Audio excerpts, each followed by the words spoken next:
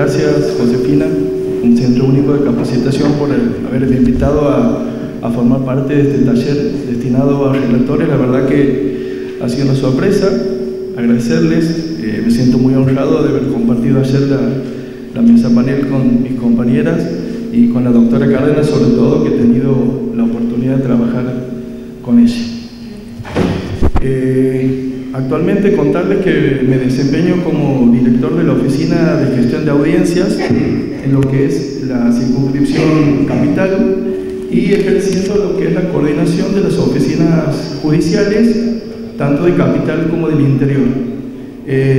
Contarles brevemente, a modo de introducción, que allá por el año 2009 se sanciona la ley 6941, la cual aprueba el Código de Procedimiento Penal y la implementación de este sistema acusatorio adversarial en nuestra provincia. Antes contábamos con un sistema inquisitivo. ¿Y cuál es la gran diferencia en este caso? La labor activa del fiscal. Pasa el fiscal a cumplir un rol de investigador y el juez de juzgador. Y esa es una de las grandes diferencias. Contarles que puertas adentro, en ese momento, los vocales del Superior Tribunal y el fiscal general conforman lo que se denomina una autoridad de aplicación y empiezan a diagramar todos los reglamentos para las distintas jurisdicciones, como asimismo la organización de los distintos organismos y los roles que iba a tener cada uno de estos operadores: los fiscales, los defensores, los jueces y las oficinas judiciales. Y este sistema nuevo se empieza a implementar primero en la ciudad de Frías, continúa por la ciudad de La Banda, Termas, Capital, hasta finalizar en Montequemado. La oficina judicial es una oficina que se encarga de la labor administrativa relacionada con todas las tareas que se realizan en el Juzgado de Control y Garantías. Básicamente se encarga de lo que es un ingreso, un registro, un egreso de todas las peticiones que ingresan por ante una mesa virtual. Una de las funciones más importantes en este caso, a partir de nuevos sistemas, es la fijación de audiencia, y ahí es donde cumple un rol muy importante el abogado. Se encarga de la fijación de una notificación, que es una notificación informal, sin dejar de ser, digamos, un poco desinformalizada, podríamos decir, lo cual generalmente lo hacemos vía WhatsApp. La oficina tiene que llevar un registro de todas las audiencias. ¿Por qué? Porque una de las obligaciones primordiales es llevar una estadística de las cantidades de audiencias que se fijan, cuántas son, de qué tipo penal, el tipo de causa, las cantidades por jueces y si han sido suspendidas, los motivos de la suspensión. Asimismo se encarga de todo lo que es un control del soporte de audio y video de la audiencia. Se le abre un acta en la cual se especifica el número de legajo, el número de carpeta, los datos del imputado, horario de inicio, horario de finalización. Y después esa notificación se cursa, como les he dicho, vía WhatsApp. A ver, todas las peticiones que se hacen en la Oficina de Gestión de Audiencias se las hace por una mesa virtual creada para esto, y la mayoría de las peticiones se las resuelve. En lo que es obra, cuando son peticiones directamente dirigidas a nuestra oficina, o como compartimos una mesa virtual única con el juzgado de control, ingresan pedidos que son exclusivos para los jueces. Y ahí donde cumplen una función muy importante los relatores del juzgado de control y garantía, porque ingresan peticiones de allanamientos, de detención, medidas cautelares, por ejemplo, la prohibición de acercamiento, o incidentes de renuncia de un abogado defensor, la solicitud del traslado de un imputado para ser atendido en un establecimiento de alta complejidad, un permiso excepcional para asistir al velorio de un familiar. Y todos los pedidos que ingresan al juzgado se lo hace a través de la mesa virtual creada para esta oficina. A ver, contarles por último que la idea es diagramar y organizar un trabajo de una forma ágil, dinámica, flexible, evitando un trabajo burocrático, siendo equitativo con la distribución de las tareas y coordinando con el resto de las oficinas judiciales para trabajar desde una perspectiva de equipo y alineándonos en una misma forma de trabajo, sin dejar, digamos, de tener en cuenta el contexto social, la densidad poblacional y el tipo de causas que muchas veces pueden ser más frecuentes en una circunscripción que en otra. Eso es un modo de contarles la oficina en la cual hoy por hoy estoy cumpliendo funciones. Un poco ya para entrar en lo que significa la investigación penal preparatoria, contarles, como les decía ayer la doctora, el proceso penal tiene dos etapas. Por un lado, la investigación penal preparatoria y por otro lado, la etapa de juicio. ¿Qué tenemos que hacer en esta etapa inicial? Tenemos que demostrar la existencia de un delito y si ese delito lo ha cometido, quién lo ha cometido. En una fase inicial comenzamos con una denuncia y culmina con la detención de una persona que queda a cargo de un juez de control y garantías para la imputación. En este caso, el fiscal comienza y cumple un rol preponderante con toda la tarea investigativa. Tiene todas las herramientas necesarias para poder imputar a esta persona o para digamos, lo que es la persecución penal. ¿Cómo comienza con una denuncia? La denuncia sabemos que la pueden hacer cualquier persona siempre y cuando se trate de un delito de acción pública. Delito de acción privada necesitamos la voluntad del ofendido o de su apoderado para poder hacerlo. Tenemos ciertas excepciones, por ejemplo, si se tratara de una denuncia de un caso de abuso sexual que se pueda cometer en un contexto, por ejemplo, de un jardín de infantes, de una escuela, tenemos la obligación de poner en conocimiento del Ministerio Público o de la policía, en este caso, de esta situación, independientemente de que sea un delito de acción privada. Lo puede hacer también el Ministerio Público Fiscal de oficio y la policía como prevención. En este caso, cuando lo que denominamos fragancia. ¿Cuándo es fragancia? Cuando digamos el autor de un delito lo encontramos en ese momento de la, digamos, cuando es fragancia, cuando la persona autora de un delito la encontramos en ese instante de cometerlo o un instante después o mientras es perseguido por la vía pública, ¿sí? O bien lo que denominamos muchas veces una fragancia ficta es cuando podemos contar con elementos u objetos que nos hagan presumir vehementemente que esta persona acaba de cometer un delito. Por ejemplo, caminando en la vía pública todo manchado con sangre, portando un arma, en forma sospechosa, arrastrando un motovehículo y sin poder dar indicaciones de dónde lo ha sustraído o de quién pertenece. A partir de ese momento, la policía tiene la obligación o tiene la facultad para aprender a esa persona y poner en conocimiento del Ministerio Público Fiscal, en este caso, el fiscal de turno. Esa persona queda en calidad de aprendida y es ahí donde el fiscal debe solicitar a través de la mesa virtual una audiencia para legalizar esa aprehensión.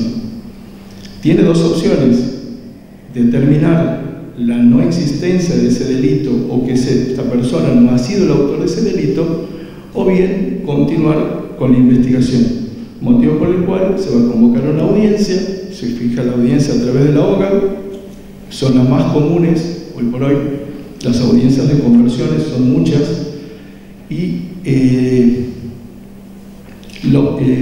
tiene la opción el Ministerio Público Fiscal de dos opciones: de solicitar la legalización de esa aprehensión y convertirla en detención hasta el día de la fecha. ¿Por qué? Porque para ellos ha desaparecido los riesgos procesales, no hay un entorpecimiento de la investigación, se trata de delitos excarcelables, o bien solicitar la detención por el plazo de ley.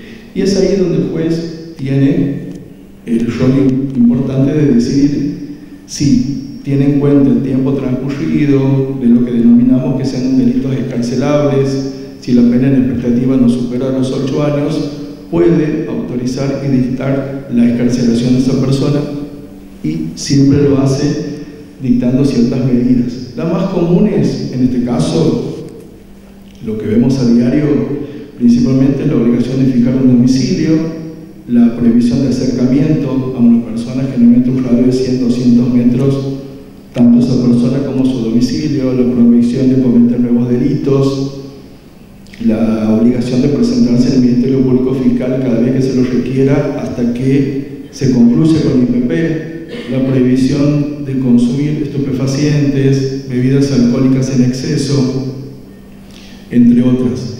Esas medidas nosotros desde OGA comunicamos automáticamente a la comisaría para que se ponga en conocimiento del imputado que está recuperando en forma inmediata su libertad. Bajo apercibimiento, que en el caso de incumplimiento pueden ser revocadas dichas medidas. Como se dan cuenta, la mayoría de los tratamientos se realizan en audiencias orales. No solamente tenemos audiencias de conversión, tenemos audiencias de prisión preventiva, de cese de prisión preventiva, de prórroga. Los pedidos que ingresan por la mesa virtual no solamente son pedidos de audiencia que realizan el Ministerio Público Fiscal o la defensa, sino muchas veces son pedidos que requieren la atención exclusiva de los jueces, por ejemplo, cuando hemos dicho anteriormente, los allanamientos. El allanamiento para su secuestro, como lo contempla el artículo 244, lo requiere el fiscal y el juez tiene que autorizarlo por acto fundado el registro de ese lugar. Sabemos que cuando se trata de un lugar que está habitado, se tiene que realizar desde que sale el sol hasta que se esconde, lo que nos dice el código, salvo excepciones, perdón, cuando se trata de causas graves o se encuentra en peligro la seguridad pública. Pídese, por favor.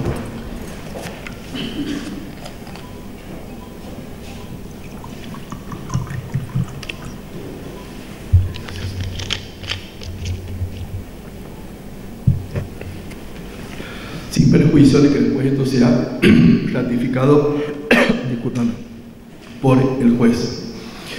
Después podemos, al eventual secuestro, en el caso que se encuentren las cosas que han sido denunciadas como sustraídas, y la detención, cuando nosotros contamos con los elementos suficientes o indicios vehementes de que esa ha sido la persona que ha cometido el delito o bien que ha participado de un hecho delictuoso. En estos casos es donde el rol del relator es muy importante. ¿Y por qué? Porque, como decía ayer la doctora, nosotros podemos tener un cliché, un modelo, pero tenemos que prestar muchísima atención a la petición del fiscal, a lo que está solicitando, porque acuérdense que vamos a confeccionar un instrumento público a partir de la firma de un juez, donde tenemos que tener en claro cuál es la petición, la motivación, la justificación, detallar nombre, DNI, el domicilio con exactitud, porque si no, se puede frustrar este pedido. Sí, ese tipo de notificaciones, los relatores de los jueces directamente notifican a las partes vía WhatsApp desde un teléfono corporativo que es exclusivo de los jueces. El resto de las notificaciones nosotros actualmente las hacemos vía WhatsApp, desde el teléfono corporativo de nuestra oficina. A ver, esto es lo que es la IPP. ¿Cómo podemos concluir la IPP? Hemos dicho que comenzábamos con una etapa, el proceso penal tiene una etapa inicial, una etapa penal preparatoria y la etapa de juicio. Previo a la etapa de juicio tenemos formas de concluirla. ¿Y de qué forma podemos concluirla? Principalmente con la requisitoria de elevación a juicio. Esa requisitoria está contemplada en nuestro Código Procesal Penal en el artículo 360. Es cuando el fiscal tiene los elementos suficientes, nos dice el Código, del ejercicio de la acción y no resulta procedente ningún criterio de oportunidad o bien la absolución, digamos, de ese proceso, que tiene que contener ese requisitorio fiscal, los datos del imputado o todo aquello que nos permita a nosotros identificarlo. ¿Sí? ¿Estamos ahí?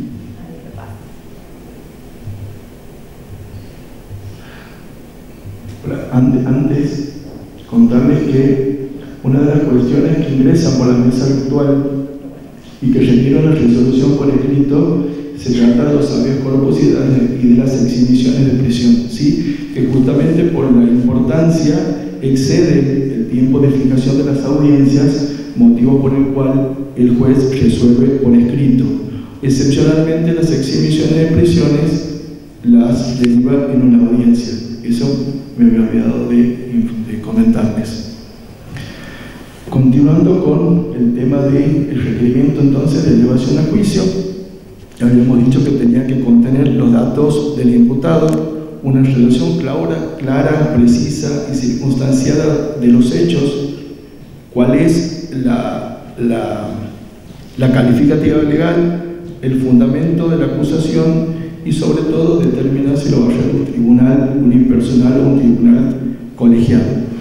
Y decimos que debe ser congruente con la plataforma fáctica ese requerimiento. Ese requerimiento de elevación a juicio ingresa por nuestra mesa virtual, pasamos a conocimiento del juez. Aquí los relatores, compañeros de la oficina, son los encargados de poner en conocimiento del juez de este requerimiento. Se hace un decreto en el cual se notifica al imputado, a la defensa y a la querella de este requerimiento de elevación a juicio y tienen 15 días para presentar una oposición. La querella puede adherirse al requisitorio fiscal o presentar su propio requisitorio. Una vez pasado esto, tiene el juez 5 días para resolver dicha oposición. Una vez que culmina este plazo, esa carpeta vuelve a la órbita de OGA para la fijación de la audiencia respectiva.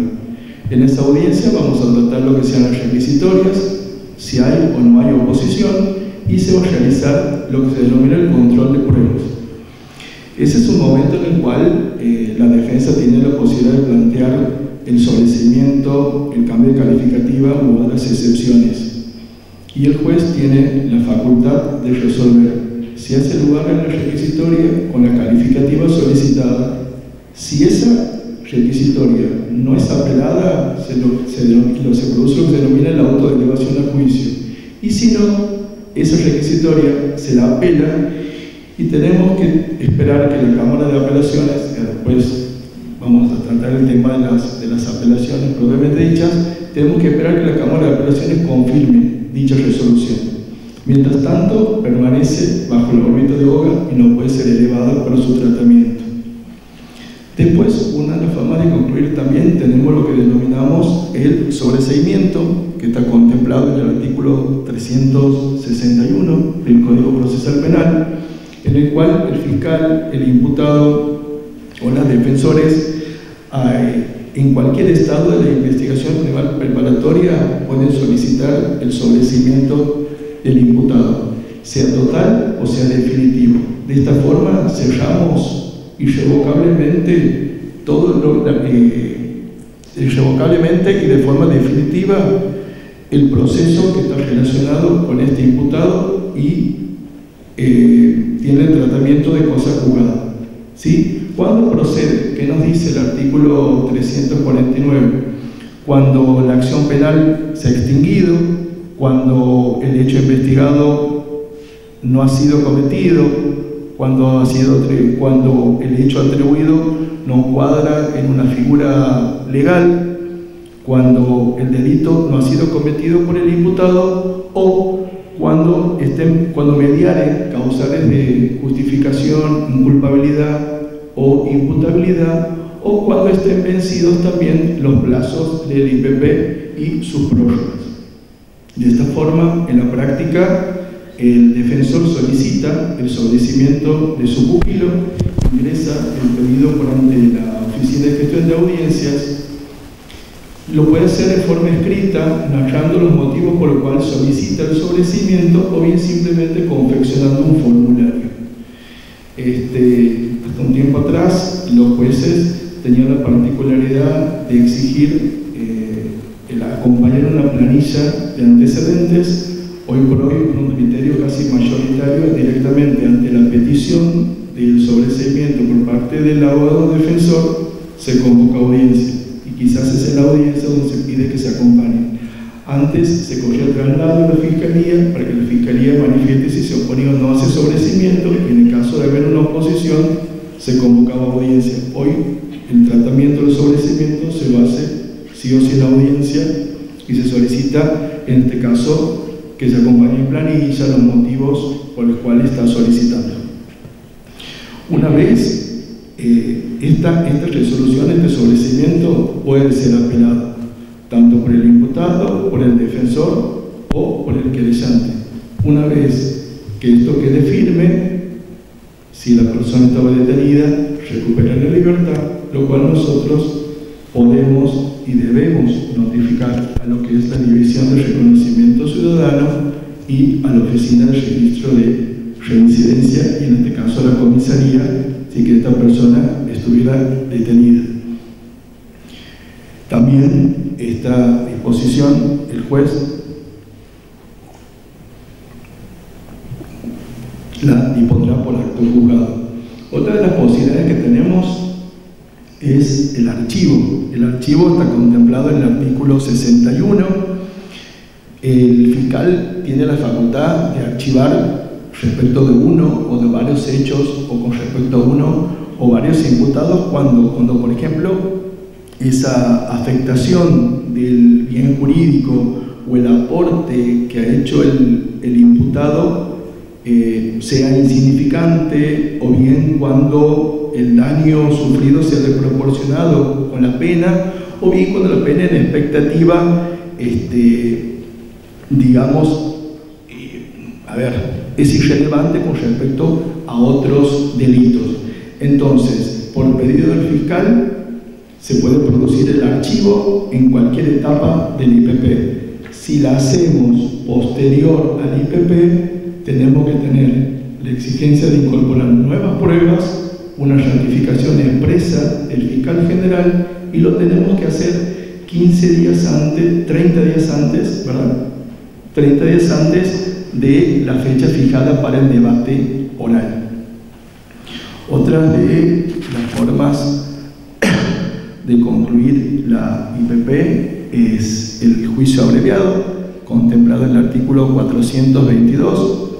El fiscal y el imputado podrán solicitar al juez un trámite para que el tratamiento del juicio abreviado, y evitar de esta forma llegar a la etapa de juicio, siempre y cuando se trate de hechos que tengan una pena privativa de la libertad que no supere los 15 años, o una pena que no sea privativa de la libertad. Es un acuerdo que se realiza entre el imputado, el fiscal y el defensor. También se lo debe realizar hasta 30 días antes de la fijación de la audiencia para el debate oral. Se hace una presentación por ante la mesa virtual, se solicita una audiencia, debe ser una presentación, lo pueden hacer de forma virtual o de forma física. Generalmente la práctica va acompañada por una planilla de antecedentes, unas fichas, el acta de detención si lo hubiere, y pasa a conocimiento del juez. Cuando digo pasa a conocimiento del juez, es simplemente el acta de audiencia, nada pasa a conocimiento del juez previamente, justamente para evitar la contaminación. ¿Sí? Fijamos desde la audiencia desde la OGA, en este caso la audiencia de juicio abreviado, donde el juez exige en este caso la presencia del imputado. Tenemos otras cuestiones donde no es necesario la presencia del imputado y lo podemos hacer en forma virtual o en forma híbrida, en las cuales tenemos la posibilidad de algunas personas estar en forma presencial y otras en forma virtual. En este caso, el juez requiere la presencia del imputado para poder que manifieste que realmente conoce cuáles son las consecuencias de esta decisión y tiene la facultad de homologarlo o no. Muchas veces cuando está viciada la voluntad, porque muchas veces manifestado el imputado que no estaba conforme, que no había entendido, porque aquí, vamos a ser sinceros, recibe una condena, sea en expectativa, en suspenso o una condena definitiva, y muchas veces el imputado necesita que el juez le explique cuáles son las consecuencias de esta decisión y de este acuerdo que ha cerrado. no se puede, digamos, el juez no puede imponer una pena mayor a la que está solicitada, en este caso por la Fiscalía, y una vez que resuelva y que se homologue este acuerdo, pasamos a conocimiento de lo que es el juez de ejecución penal, notificamos al registro de reincidencia y notificamos a la oficina de reconocimiento ciudadano. Y por último, tenemos lo que es la suspensión de juicio a prueba, la denominada probation, que se hace requerimiento de parte y a partir de la declaración del imputado, donde es una presentación que le realiza el fiscal y el abogado defensor, y será el juez el que tenga que tratar ese pedido. Se convoca a una audiencia para realizarla y a partir de ahí el imputado comienza a cumplir con unas ciertas reglas de conducta durante ese periodo de prueba fijado por el juez. Esa es básicamente la IPP y la forma de concluir. ¿Alguna consulta, pregunta? ¿No? Bueno. Gracias, María. Ahora buen día a todos. Mariana explica muy bien con sumo detalle cuáles son las actividades que se desarrollan durante lo que nosotros denominamos IPP, y ha mencionado a lo largo de su exposición una serie de decisiones que toman los jueces, que estas decisiones generalmente aparecen durante la audiencia. La virtud de este sistema es precisamente que la litigación se hace durante una audiencia y las resoluciones se toman en forma oral. La mayoría de estas decisiones que se toman en esta primera etapa o etapa preparatoria son apelables. Y ahí aparece una nueva etapa eventual en el proceso penal, que es la etapa recursiva. Todos conocemos, no voy a repetir, la idea no es de hacer de esto una clase teórica, sino más bien una cuestión práctica. Pero sí conocemos la diferencia entre recursos ordinarios y recursos extraordinarios, y la apelación de la que estamos hablando es, por excelencia, el recurso ordinario, es el más común de los recursos, el más utilizado, y es precisamente el que corresponde a interponer frente o contra las decisiones que dicten los jueces de control y garantías durante la IPP, desde que comienza hasta que concluye. Incluso la última decisión que dicte un juez de control en la IPP es el auto, por regla, el auto que aparece en el dibujito, el auto de elevación a juicio. Cuando haya oposición a la requisitoria contra esa decisión, procede también el recurso de apelación. Bien, la tarea del relator en la tramitación o sustanciación del recurso. Primero, que seguramente el relator ha sido quien ha oficiado de audiencista. Aquí me corrige Mariano si es verdad o no. Sí.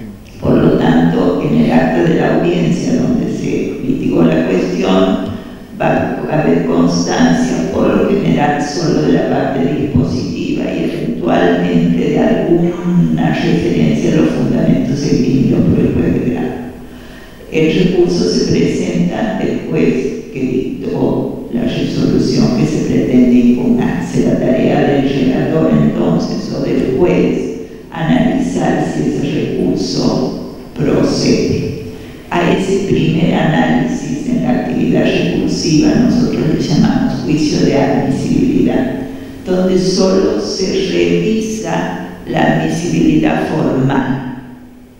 Es decir, quién lo presenta, si lo ha presentado en tiempo, si la resolución recurrida es de aquella que admite el recurso, si se ha presentado en la forma que indica el código, que es lo que nosotros denominamos esos aspectos que se analizan como contenido del juicio de admisibilidad, generalmente a cargo del juez que dictó la resolución impugnada. Esa decisión normalmente no se toma en audiencia, sino se hace a través de una resolución que llamamos autointerlocutorio, que concede o deniega el recurso. Si lo concede, se forma la carpeta y se eleva al tribunal que le corresponde entender en el recurso.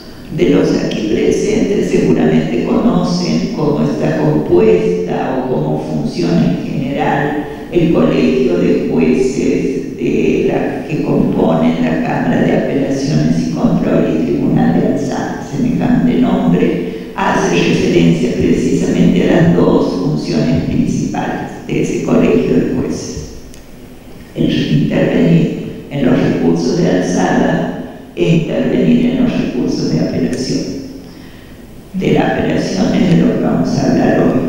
Y repito, apelación, para que no se nos grabe, tiene que ver con toda la actividad decisoria de los jueces de control.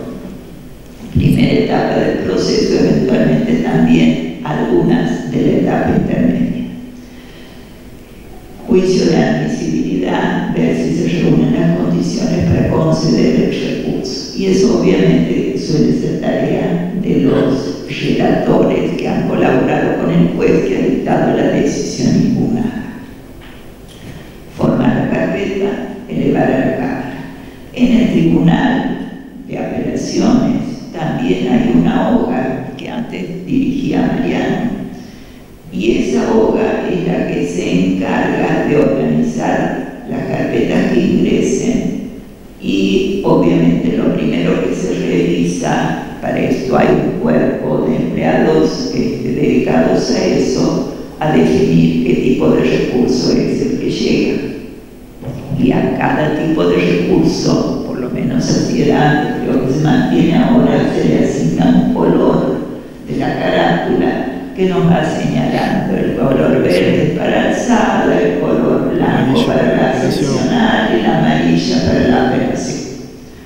Entonces eso ya esa carátula y es un indicador de qué tipo de asunto es el que va a tratarse en esa carpeta. Obviamente los jueces que integran este colegio de jueces para intervenir en cada caso son sorteados. De ahí que una de las tareas, esas que también le podría corresponder a los relatores de los jueces que integran este colegio de jueces, sería verificar si el juez sorteado no ha tenido en esa, por ejemplo, si le toca intervenir en un recurso de alzada, verificar o controlar que el juez sorteado no haya tenido una actividad anterior en el mismo proceso. ¿Y esto por qué? Porque las actividades anteriores en el mismo proceso, y refiero a actividad decisoria, son motivos para que el juez se excuse para preservar su imparcialidad. Esta tarea, la cantidad de expedientes es tal que muchas veces el juez no recuerda si ha intervenido o no, porque como se forman tantas carpetas, no hay como existía antes, un solo expediente donde uno podía expurgar. Hay que recurrir a los registros, hay que tener cuidado para verificar si ha habido o no intervenciones anteriores. Si no las hubo, luz verde, ese juez puede intervenir en ese caso. A eso, relacionando eso que digo ahora con la tarea del relator y con esa calidad que le pedimos de cuidarle las espaldas al juez. Esta es una tarea a lo mejor aburrida, pero si me llega, yo trabajo para el juez X, me fijo si en esta carpeta ha intervenido o no. Acusado, recusado. O haber sido recusado, tener motivo de excusación. Bien, decidido esto, que son cuestiones previas, en el tribunal también se realiza un segundo juicio de admisibilidad. Este juicio de admisibilidad, por un lado, es importante, pero a su vez suele elongar, demorar el trámite recursivo. Entonces, para determinadas cuestiones generalmente urgentes y sencillas en una época, y creo que se mantiene esa práctica de eliminar ese examen previo de admisibilidad y dejarlo para hacerlo en la audiencia. Y en la audiencia se hace admisibilidad y procedibilidad en el mismo acto. Por ejemplo, cuando se han apelado excarcelaciones, sobre todo las excarcelaciones denegadas, son de personas privadas de la libertad, que son casos que requieren una respuesta urgente. Si no es de esos casos, se sigue el curso, admisibilidad, que también suele ser a cargo de los relatores realizar este reexamen de la admisibilidad formal. Y ahí sí, por lo menos en la época en que yo trabajaba, convenía abusar los sentidos, porque a veces es muy fácil conceder los recursos y no negarles a nadie, porque es antipático decirle a un abogado por escrito no le corresponde. Porque el código tiene requisitos, obviamente, si ha sido interpuesto fuera de término, es lógico que se le va a denegar el recurso. Pero esa no es la única exigencia. La exigencia más importante es la de la específica indicación de los motivos de agravio y su fundamentación. Y es ahí donde suelen aparecer los defectos que, por generosidad o por no ser malos o por las razones que sean, no restringir el derecho al recurso, llamémosle más técnicamente, no se les exige demasiado a los abogados en el momento de presentar el recurso. Es decir, el acto de interposición del recurso debe contener la específica indicación de los motivos de agravio y su fundamentación. En la audiencia podrá ampliar la fundamentación, pero no puede incluir un motivo de agravio que no esté contenido en el escrito inicial. La importancia de este requisito tiene que ver con la competencia del Tribunal de Alzada. Esos agravios van a indicar sobre qué puntos va a pronunciarse o deberá pronunciarse el tribunal al momento de resolver el recurso. Y la fundamentación, que puede ser breve, se exige a los fines de que la contraparte se prepare para refutar en la audiencia esos argumentos. La tarea del relator será entonces revisar esos motivos de agravio y ver si están suficientemente enunciados, y en caso de que no lo estuviera, por lo menos advertirle al juez y que él tome la decisión definitiva si se concede o no. Y en la Cámara también se analiza y se revisa, y muchas veces se ha declarado o se declara mal concebido el recurso por el defecto en la fundamentación o en la falta de indicación de los motivos de agravio. ¿Se entiende esto? A lo mejor es demasiado técnico y muy particular, que a lo mejor los relatores que están afectados a trabajar en la Cámara de Apelaciones están más acostumbrados a escuchar, pero me parece que es algo que tenemos que compartir todos para que esa revisión empiece a ser efectiva desde el primer momento, y no por malos, sino porque además contribuye a elevar la calidad de la actividad de los litigantes.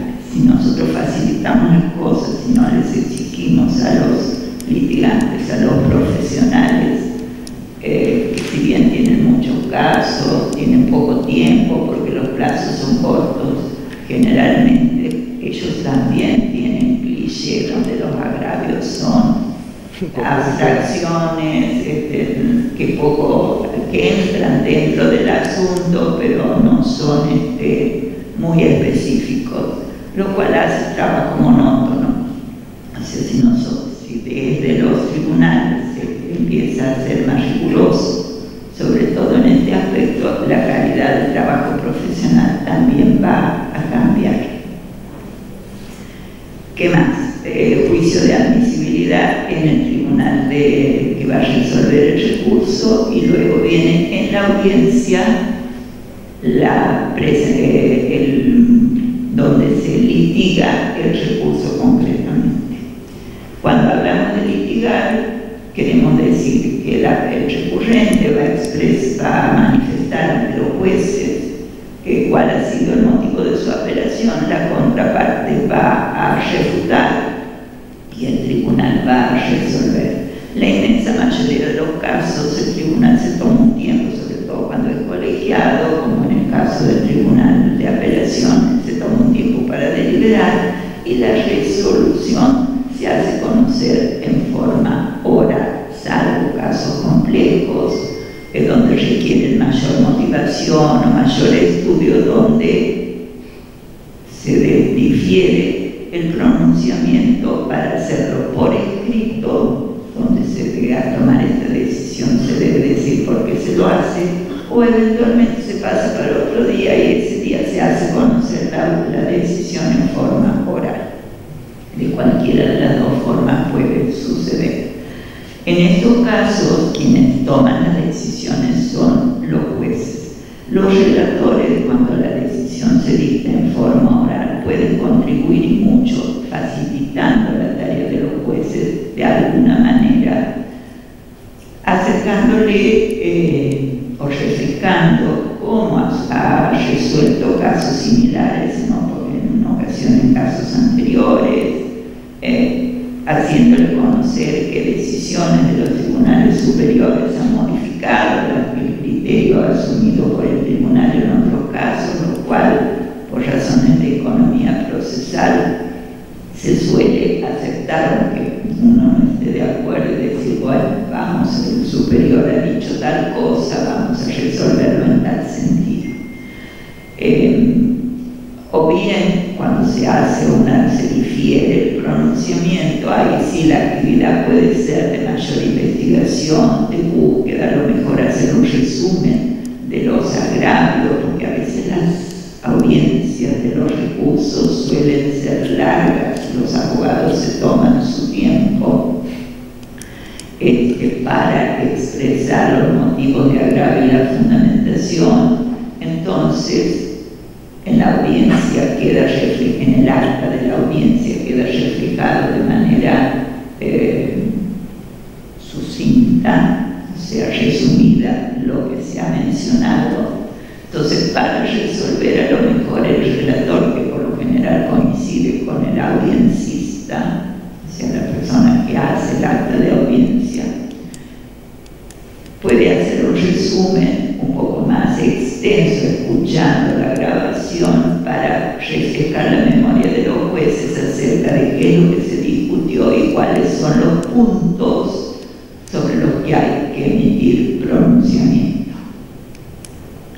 Y a partir de ahí se construye una resolución con la ayuda que prestan los relatores a través de esta información que se recopila, sea que ellos mismos se les encargue de confeccionar el borrador, o con eso los jueces concurren a la audiencia y hacen conocer los fundamentos de la decisión. Termina ahí la función de los relatores. Por lo general, si todas las partes están presentes, después también suele ser necesario hacer comunicaciones. Y lo más importante, si se trata de resoluciones en los que corresponde, por ejemplo, ordenar la libertad de la persona, la Cámara no libra órdenes de libertad. que bajar esa carpeta de manera urgente a la OGA o al juzgado de control que corresponda a fin de que esa decisión sea ejecutada.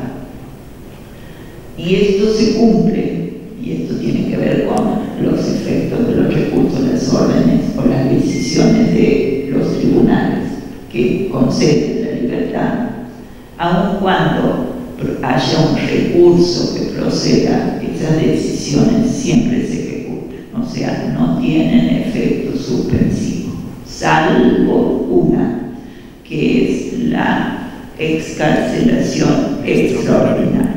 Pero en los demás casos se hace lugar a la libertad, cualquiera sea el mecanismo, ante el juez de control, o por la Cámara de Apelaciones que revoca la denegatoria del juez de control, esa decisión ha de cumplirse aun cuando después venga el recurso del fiscal.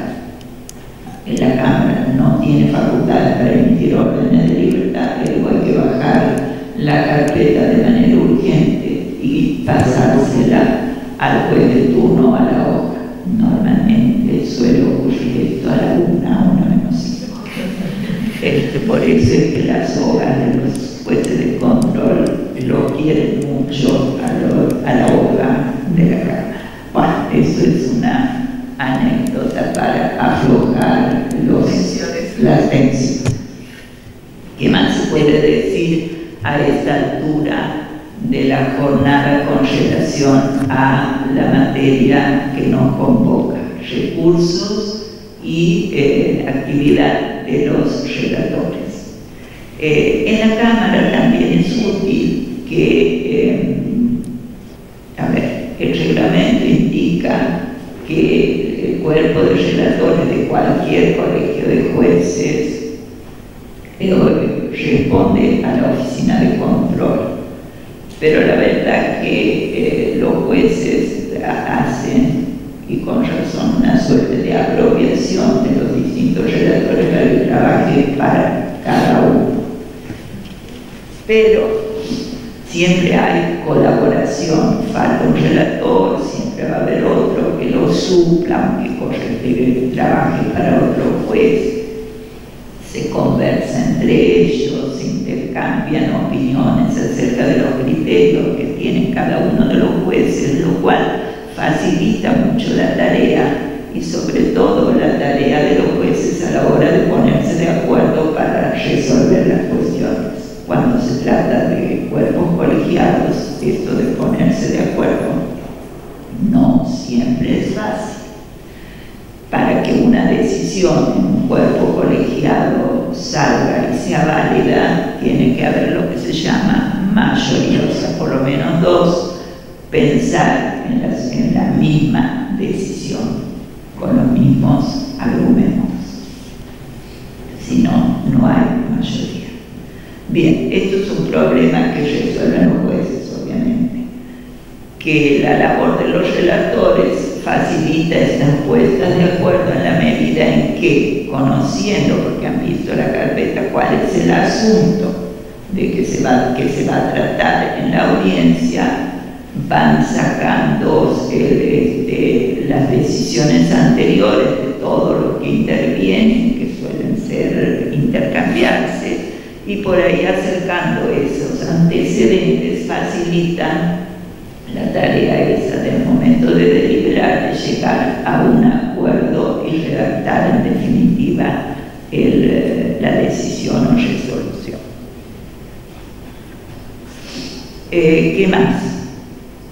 Ya hemos hablado del análisis de la audiencia, de qué es lo que se hace en la audiencia, se realiza el acta, que estén presentes los vocales. Normalmente en las apelaciones intervienen 3 vocales, pero la audiencia se puede realizar válidamente solo con 2. Esto tiene, por eso es importante el acuerdo, que esos 2 estén de acuerdo, porque si no opinan distinto va a tener que intervenir ese tercero. Actuando de esta manera se facilita que ese cuerpo, que normalmente son 6 personas, puedan realizar más audiencias el mismo día. La falta de acuerdo o los Los desacuerdos no suelen ser muy frecuentes, pero hay casos en que los hay. Bien, apelaciones. ¿Alguna pregunta hay sobre este tema? Que también estaría de las relatorías el examen de admisibilidad de los recursos de casación con... Cuando la Cámara dicta una resolución, no todas, pero algunas, admiten la posibilidad de una nueva revisión por ante el Superior Tribunal. No son todos los casos, no todo admite una doble instancia de revisión. En esos casos, los abogados presentan el recurso de casación ante la Cámara de Apelaciones. En esos casos lo recibe la abogada, se lo pasa al tribunal que dictó la resolución. Entonces, ese recurso siempre es por escrito. Y suelen ser escritos largos. Entonces hay que leer esos escritos y analizar si es procedente, o sea, si corresponde concederle o no el recurso extraordinario en este caso, porque ya hubo un recurso ordinario tramitado con las modalidades propias del recurso extraordinario y con sobre todo, la fundamentación que exige el recurso de casación, que es específica, es más exigente que la de la apelación, porque no solo decir cuál es el agravio, sino también decir cuál es la aplicación que pretendo. Entonces, analizar y decidir hacer un borrador sobre si procede o concedo o no se concede el recurso de casación. En materia de apelación, ¿qué decisiones son las que resultan casables? Generalmente son aquellas denegatorias de la libertad. Y esto tiene un fundamento, que es muy sencillo, por eso lo repito. Esa decisión para esa persona que se le deniega la posibilidad de recuperar la libertad, como estamos hablando de apelación, se supone que es una persona que todavía no ha tenido juicio, no tiene condena, está sometido a una decisión cautelar, prisión preventiva, provisoria. En principio no sería casable, porque es una decisión, la prisión preventiva o la denegatoria de la libertad es provisoria. Pero no es tan provisoria para el sujeto que está privado de la libertad, en el que permanecer un día más después no tiene posibilidad de una reparación ulterior para el caso de que ese tribunal se hubiera equivocado al denegarle nuevamente la libertad. Por eso es que se equipara esa decisión a una que produce un gravamen irreparable, que es el ejemplo, la cláusula gatillo de los casos en que procede fuera de la enunciación concreta que hacen los códigos procesales, en los casos en los que procede el recurso de casación. ¿Se entiende? Porque capaz que lo he explicado de una manera medio atravesada. ¿Está bien? ¿Le queda claro? Bien. También sería tarea del relator analizar ese acto de interposición del recurso y hacer el borrador de si concede o no el recurso. Y esas decisiones también después no terminan ahí, sino que se tiene que cumplir con la manda que implica la notificación a las partes y, lo más importante, que no quede durmiendo en el casillero, sino que ese expediente, esa causa, esa carpeta, como le llamamos ahora, sea efectivamente remitida e ingrese a la mesa de entradas de la sala que corresponda del Superior Tribunal de Justicia.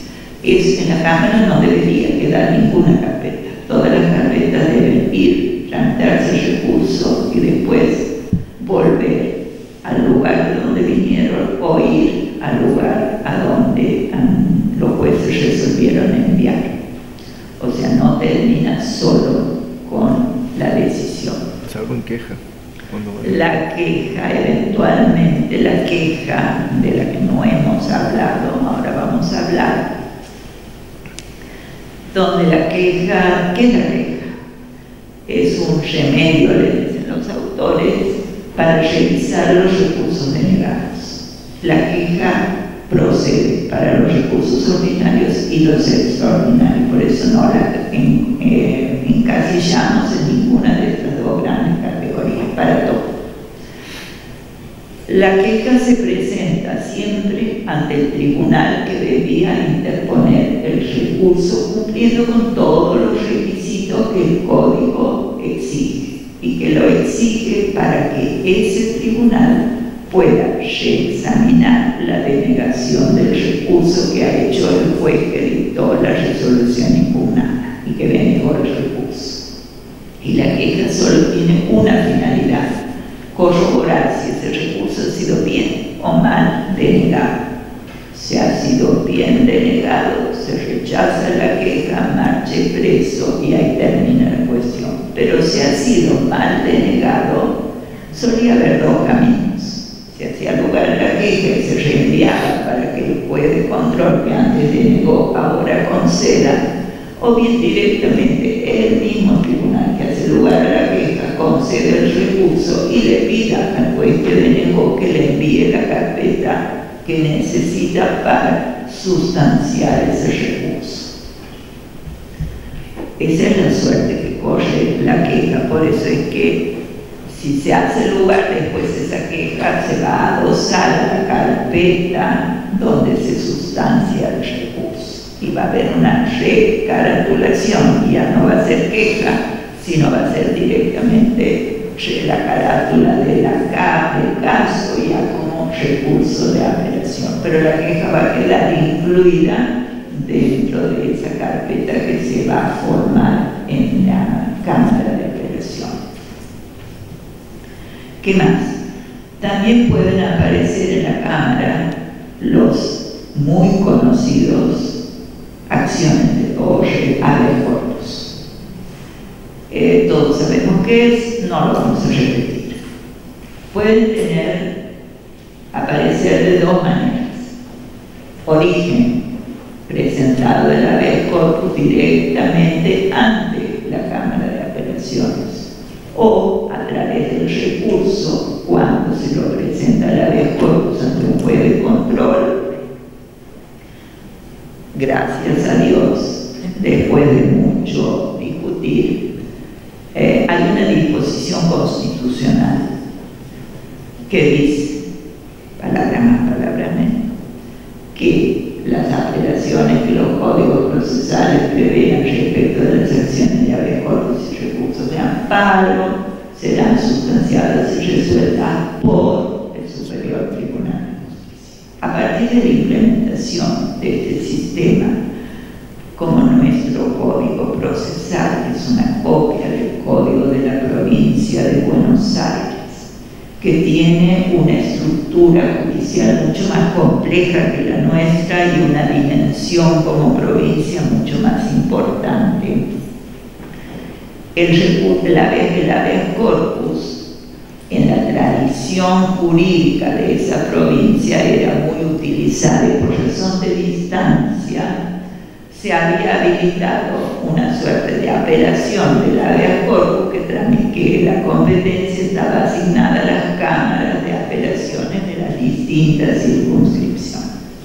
Hay algunos artículos en el código nuestro que quedaron, por lo tanto había una gran confusión con relación a ese tema, que creo que estaba en el capítulo donde se reglamenta el habeas corpus, y había uno que decía: si el recurso se presenta ante la Cámara, si el habeas corpus tiene su origen en la Cámara, interviene, creo que el superior o la alzada, no me acuerdo, la alzada, y si se presentó ante los jueces de control, interviene la Cámara de Apelación, sin hacer ninguna mención a esa disposición constitucional. constitucional. Hubo una larga discusión, hubo un tiempo en que eso prevaleció la reglamentación del código, lo cual obviamente achicaba la tarea del superior tribunal, que no es menor, pero después hubo un cambio de criterio y todos los recursos contra las decisiones que se dicten en habeas corpus van a ser resueltas directamente por el superior tribunal, tengan su origen ante un juez de control o ante el tribunal de apelaciones o de alzada.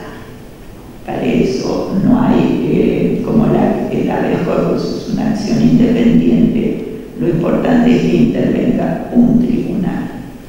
Y creo que en una época generalmente se utilizaba sortear un solo juez para que intervenga en el habeas corpus. ¿Qué más? La apelación excepcional, la carpeta blanca. Bien, a raíz de esta copia de la provincia de Buenos Aires, aparece por ahí un artículo, no me acuerdo el número, las chicas tienen memoria, donde dice que hay determinadas resoluciones de los tribunales de juicio contra las cuales procede el recurso de apelación. Yo hasta aquí había dicho que la apelación es sinónimo de recurso de las decisiones que se dicten los jueces de control. Apelación ordinaria, el recurso que hemos estudiado y que ha existido desde hace millones de años. Bien, contra las decisiones que dictan los tribunales de juicio, la más importante es la sentencia definitiva que se dictará luego del juicio oral. Esa sentencia tiene un recurso específico, que es el recurso de alzada. Pero no es la única resolución, y hay otras resoluciones que también, sin discriminar cuáles son, pero suponemos que son decisiones definitivas de la misma naturaleza que la sentencia del juicio oral, contra la cual procede el recurso de alzada, recurso ordinario que habilita revisión de hecho y prueba. Las resoluciones que dicten los jueces del tribunal de juicio, desde que reciben la carpeta, antes del debate o durante el debate, que fueran recurribles, que son muy poquitas, diría que ninguna, se tramitan a través del recurso de apelación, que para diferenciar de aquel que procede respecto de la decisión de los jueces de control, se les da el nombre de apelación excepcional, porque realmente en esta segunda etapa o tercera, según contemos la etapa intermedia como una otra etapa más del proceso, lo normal es que durante la sustanciación de la etapa del juicio no haya recursos para que el juicio, la preparación del juicio y la celebración de la audiencia se realice lo antes posible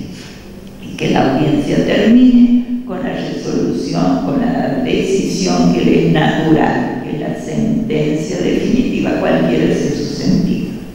Entonces la idea del código es que durante esa etapa solo pueda proceder un recurso, que era la revocatoria escrita en la fase preliminar, y si se plantea una revocatoria durante el juicio en forma oral.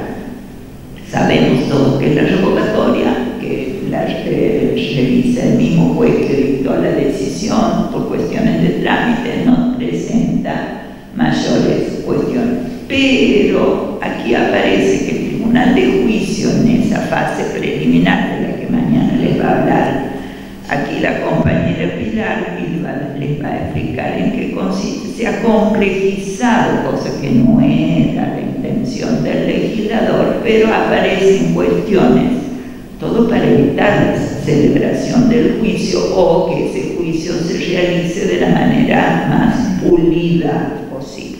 Ahí se van a plantear cuestiones de nulidad, de exclusión de prueba, convenios probatorios, etc.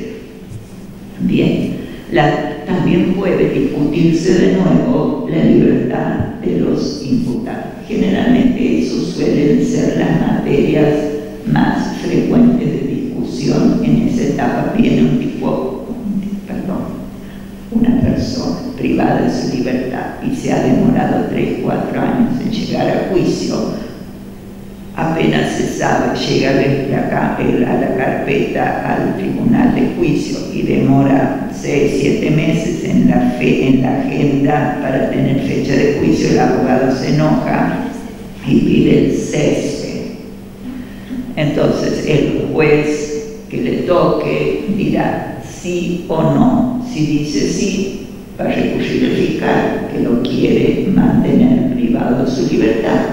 Y si dice no, va a recurrir la defensa que quiere que su defendido espere el juicio en libertad, porque ya ha padecido un tiempo considerable, más que razonable, privado de la libertad. Bien, esas decisiones, que repito, son dictadas ya por el Tribunal de Juicio Oral, también son recurribles porque la libertad causa gravamen irreparable. Por lo tanto, hay un recurso.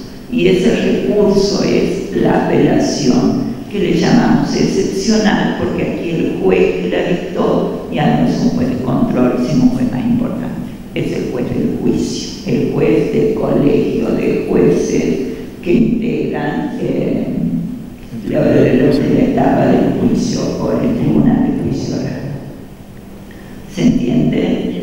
La sustanciación es exactamente igual y las exigencias formales son exactamente iguales a las de una apelación común o ordinaria, salvo el plazo. Creo que hay en el artículo que prevé la posibilidad de este recurso, habla de un plazo de 5 días en un caso y en otro lo amplía a 10 días. Yo creo que de 10 días no hemos visto nunca, porque no se entiende bien para qué caso procede. Y esto ocurre precisamente porque se copió un artículo de un código donde, para una provincia que no tenía la misma organización judicial de la provincia de Buenos Aires, donde sí resultaba importante por razones de la distancia, y porque en el interior de la provincia hay tribunales como cámaras de apelación, cámaras de casación diseminados en el interior de la provincia. Entonces no todo iba a la capital, sino se pretendía que se resuelvan en el interior. Nosotros no tenemos en ese problema. De toda la provincia las apelaciones vienen a la capital porque tenemos una sola cámara de apelación. Bien, ¿se entiende? En aplicaciones interviene el alzado. Bien. Imparcialidad es algo que se exige hoy como garantía constitucional. El tribunal que entiende todas las impugnaciones de las decisiones judiciales ordinarias es esta Cámara de Apelaciones, que también cumple las funciones del Tribunal de Alzada. Hay que tener cuidado porque llega ese expediente que a lo mejor fue sorteado e intervinieron 2 o 3 jueces como Tribunal de Apelaciones. Cuando ese caso tiene sentencia de juicio y llega el recurso de alzada, sea que lo interponga el fiscal o el defensor, va a intervenir el mismo tribunal, pero ya en función del tribunal de alzada, pero sí debe tener una integración distinta para evitar la pérdida de imparcialidad de los jueces que van a intervenir. ¿Se entiende? Quien intervino en la alzada no puede, en la apelación no puede intervenir en la alzada. La actividad es más o menos la misma, el objeto recurrido es lo que cambia. La sentencia definitiva que van a dictar los jueces del Tribunal de Juicio, del cual va a hablar mañana nulidad. Y el trámite de la instancia recursiva es exactamente igual. Admisibilidad, que la hace el tribunal que dictó la decisión, reexamen, que dicta el tribunal sorteado, audiencia, donde se discute, y aquí sí las resoluciones que dicten, aquí sí los jueces tienen que ser los tres, estar presentes los tres. En la medida de lo posible se pretende que esté presente el imputado en la audiencia donde se discuten los recursos. No siempre esto es posible, pero se trata de que estén presentes para que se enteren de cómo va su caso. Y después los jueces se toman para terminar la audiencia y pasan a deliberar, porque las decisiones obviamente son más complejas. Aquí hay que valorar hecho y prueba, revisar los fundamentos de la sentencia dictada por el tribunal de juicio. Normalmente hay cuestiones vinculadas a lo jurídico que se discuten, si se aplica tal o cual disposición del Código Penal, las razones de uno y otro. En fin, el tema decidendum suele ser más complejo. Se trata de revisar condenas o absoluciones discutidas por los fiscales. Y en el caso de condenas, a veces hasta se discute el monto de las penas impuestas, lo cual hace que el tema sea mucho más delicado a la hora de resolver. La costumbre indica, y el Código lo permite, que estas sentencias sean dictadas por escrito, por lo cual la resolución no se hace conocer en el acto de la audiencia, sino que se difiere y después aparece la resolución escrita que se comunica o se notifica a los interesados.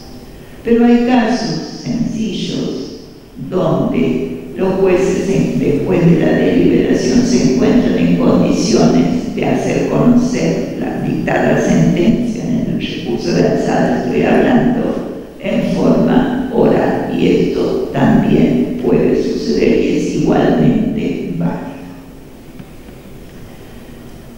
En el acta de la audiencia va a figurar la parte dispositiva, y al que le interesen los fundamentos tendrá que leer el registro en el soporte de audio y video. Siguen usando el CD. Bien. Dicho esto, la tarea del relator en este trámite es igual al otro: asistir al juez, vigilando, registrando el caso, viendo que no haya tenido intervención anterior, que no intervengan abogados con los que tenga motivo de acusación, alertarlos sobre las cuestiones que se van a discutir. Porque si bien es cierto que los jueces no pueden conocer los expedientes o los casos en profundidad, por lo menos sí saber, porque forma parte del juicio de admisibilidad, cuáles son los agravios.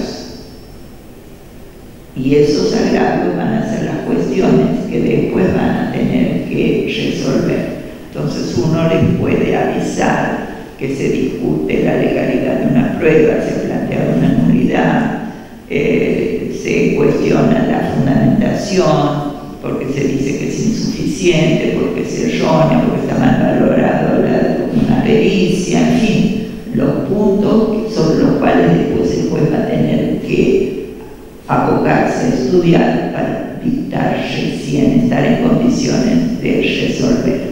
A veces también, si las audiencias son largas, porque hay muchos acusados, hacer una suerte de resumen de cuál es el agravio de cada uno, para que al momento de resolver se traten todas las cuestiones planteadas y no se comete el error de omitir alguna de estas cuestiones. Y lo más delicado es elaborar o colaborar en la redacción del proyecto de decisión. Las decisiones, si se hacen por escrito, decíamos ayer, se hacen en forma de acta, donde se practica un sorteo decidiendo el orden de la votación, quién vota primero y cuál es el orden de los restantes. Para que haya sentencia válida tiene que haber por lo menos 2 votos en igual sentido para que haya mayoría, si es que no hay unanimidad cuando los 3 están de acuerdo en los fundamentos de la decisión completa. A veces suele haber disidencias parciales, que también suele darse. Entonces habrá que hacer constar todo eso en el acta. Bien. La tarea más delicada que tienen los relatores en esta instancia es precisamente colaborar con esa redacción del borrador.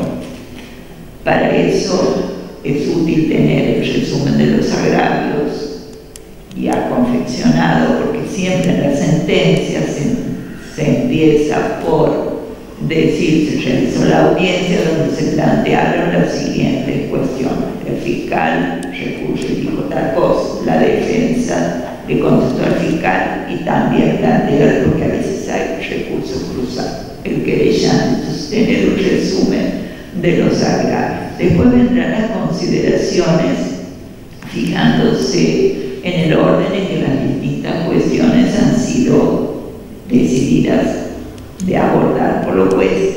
El orden es importante aquí, porque a ver, si hay una nulidad planteada, lo primero que voy a hacer es resolver la nulidad, porque si declaro nulo no tiene sentido seguir trabajando. Entonces empiezo por la nulidad. Si rechazo la nulidad, continúo con el análisis. Siempre dejo, conviene dejar para el último la actividad de la defensa. Si hay recurso acusador, el fiscal o del querellante los trataré, y esos son los recursos que habilitarían en su caso que el tribunal pudiera, aunque haya recurso de la defensa, agravar la situación del imputado. Si solo recurre la defensa, el tribunal, o sea, lo peor que le puede pasar al imputado condenado es que le confirmen la sentencia y la pena. Podría ganar si se le rebaja o se le revoca la condena. Pero si hay recurso acusatorio, el tribunal queda habilitado a revisar esos recursos y eventualmente empeorar la situación del imputado en la medida del agravio acusatorio. No como quiera el tribunal, sino como quiere que acuse. ¿Se entiende? Sí. Ese es un límite para los tribunales. ¿Qué más? Estamos en orden. ¿Queda alguna pregunta que les interese aclarar? Escucho. La verdad que no estoy en el área penal, así que no sé si el reglamento es sumamente práctico con respecto al ¿cómo tienen alguna herramienta los redactores de la asociación para poder hacer el control sobre si ha habido intervención anterior? Los registros de mesa de entrada. Hay un sistema, por ejemplo, en la Cámara de Apelaciones. Sí. Generalmente eso consta, a veces pasa, o sea, se cometen errores, no son frecuentes, pero suele pasar, nos ha pasado alguna vez. Sí. Entonces, cuando entra el expediente, o la carpeta, perdón, hoy informatizado, a priori se supone que exacto. Hay un sistema creado, por ejemplo, la Cámara tiene un sistema creado en su momento donde tiene la posibilidad de asignar el origen, de asignar un número, le permite hacer un sorteo aleatorio entre los 6 vocales de la Cámara de Apelaciones y consignar un orden, quién va a ser el presidente y los 2 vocales. Y eso queda sentado. Cuando ingresa una carpeta de otra circunscripción o del mismo lugar, ahí pueden advertir los chicos de mesa de entrada y marcarle a la persona que está por hacer el sorteo, que en este caso es la directora de la Cámara de Apelaciones, de que hay una intervención anterior o hay algo similar. Y eso es un llamado de atención para poder respetar el mismo tribunal en un mismo orden para que trate la causa. Y nos sirve de referencia para que, como dice la doctora anteriormente, cuando tengan que intervenir como tribunal de alzada, no sea ese tribunal. Cuando se agota en los vocales, buscamos de otras cámaras para poder integrar. A ver, en un mismo caso puede llegar, por ejemplo, primero para discutir o recurrir una prisión preventiva o una excarcelación denegada. Y se sortea un tribunal, se resuelve, baja, continúa el trámite y después puede volver ese mismo caso para un cese de la prisión por el transcurso del tiempo o por algún tema vinculado a la decisión de la elevación a juicio o el sobreseimiento al concluir la etapa preparatoria. Como se trata del caso y es decisión, es un recurso de apelación, le corresponde a la Cámara de Apelación y deben intervenir los mismos jueces que ya intervinieron en la prisión preventiva. En esos casos no hay pérdida de imparcialidad, porque es el mismo caso, el mismo juez nada más que va a resolver sobre otras cuestiones de la misma causa. Y de esa manera se preservan los otros tres jueces para que intervengan sin conocer nada, sin contaminarse, como se suele decir, cuando llegue el momento de revisar las cuestiones vinculadas al recurso de alzada. Con la apelación excepcional, ¿quién interviene? La apelación excepcional ya no van a intervenir los jueces que intervinieron en la apelación ordinaria, sino el tribunal de alzada, o sea, los otros tres que quedaron preservados para intervenir en los recursos de la segunda etapa del proceso. ¿Se entiende? Esto es muy interno del funcionamiento de la Cámara, pero suele causarnos confusión.